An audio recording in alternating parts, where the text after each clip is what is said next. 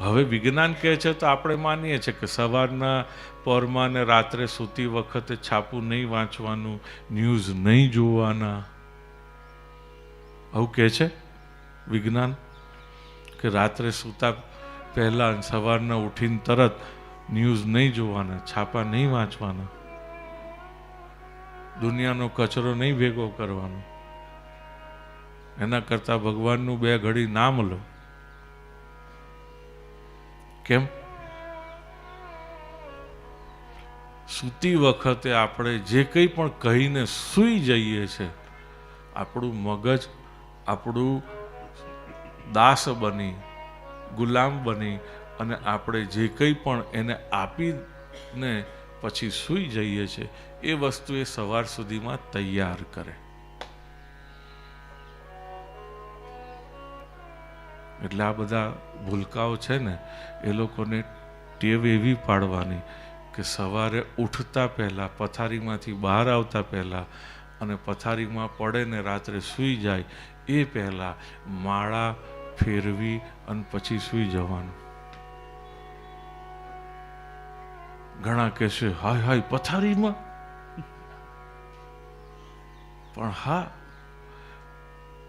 એટલે જ તો વિજ્ઞાન કહે છે કે મોબાઈલને માથાથી દૂર રાખીને કેટલોક દૂર રાખો ને પછી તમે સુવો. કેમ? નહીતર બધા એના વાઇબ્રેશન તમને અહીંયા ઊંચું નીચું કરી નાખે છે, બધું આગું પાછું કરી નાખે, તંત્ર આખું ડિસ્ટર્બ કરી નાખે છે.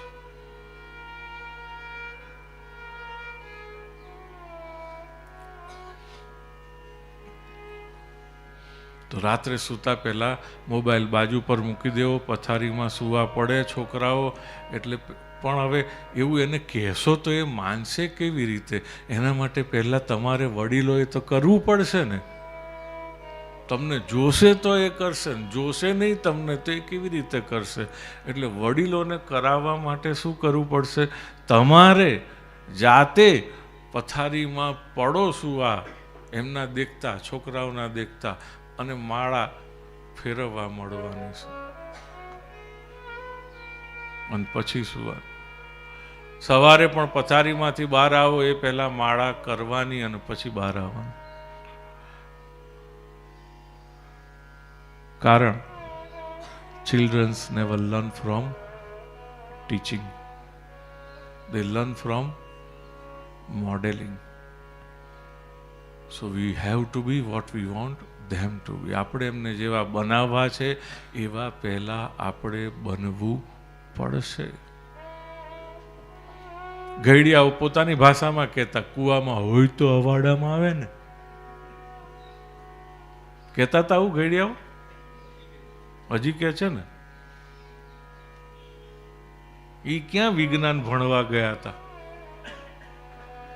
પણ કેટલી અદ્ભુત વાતો કહી ગયા અમુક તો, જે આપણા બધાને માટે ખૂબ કામની છે.